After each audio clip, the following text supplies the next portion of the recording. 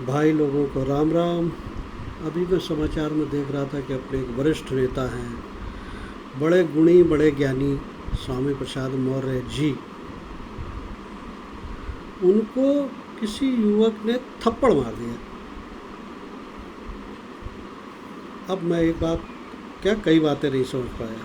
पहली चीज़ तो जिसको पुलिस थप्पड़ कह रही है वो अपने वीडियो देखने पर ज्ञात हुआ कि वो अपने यूपी में उसको लप्पड़ कहते हैं, और लप्पड़ किसी को नुकसान पहुंचाने के लिए नहीं मारा जाता है, वो उसकी सोई हुई बुद्धि को जगाने के लिए मारा जाता है। खैर, अब दूसरी बात ये नहीं समझ में आई कि वो तो बौद्ध धर्म के अनुयायी हैं। फिर उन्होंने लॉ एंड ऑर्डर, कानून व्यवस्था को लेकर योगी पर बहुत ज़ोर ज़ोर चिल्लाए, वाचिक हिंसा की और कहा कि जब हमारा ये हाल है तो आम जनता का क्या होगा। देखिए, बौद्ध के अनुयायी को इस तरह की वाचिक हिंसा शोभा नहीं देती। और फिर उनके जो अनुयायी थे स्वामी प्रसाद मौर्य के, उन्होंने उन युवकों को बुरी तरह से प्रताड़ित किया, दंडित किया, मारा पीटा। पुलिस तब भी थी, पुलिस इस समय भी थी, पुलिस इन लोगों को भी मार खाने से नहीं बचा सकी।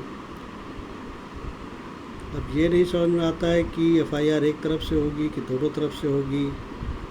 स्वामी प्रसाद मौर्य जी बुद्ध के अनुयायी हैं तो जाति पाति पर विश्वास रखते हैं क्या उन युवकों के खिलाफ SC/ST का अपना ब्रह्मास्त्र भी चलाएंगे क्या? लेकिन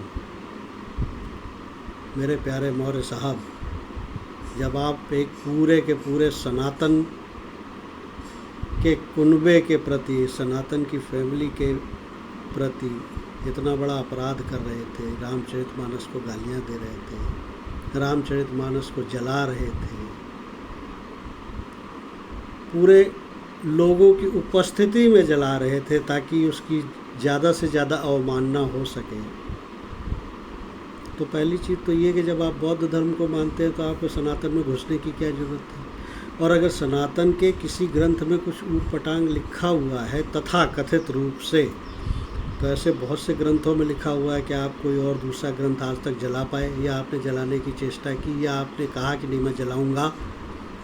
आप नहीं कह सकते हो, क्योंकि यहाँ तो लप्पड़ मार प्रतियोगिता हुई है, वहाँ सीधे गर्दन मार प्रतियोगिता हो जाती है। तो मेरा तो अभी भी यही मानना है कि आपने जो अपराध किया था, इन युवकों ने उसका थोड़ा बहुत परिमार्जन कर दिया है। आप क्षमा मांग करके इस सारे प्रकरण को यही समाप्त करें और आइंदा ध्यान रखें कि सनातन को इस तरीके से हल्के में नहीं लेना चाहिए। अब धीरे धीरे लोग यहाँ भी बोलने लग गए हैं और अपने को, अपनी जो उनकी कुंठा है कि वो कुछ नहीं कर पा रहे हैं, उसको भी व्यक्त करने लग गए हैं।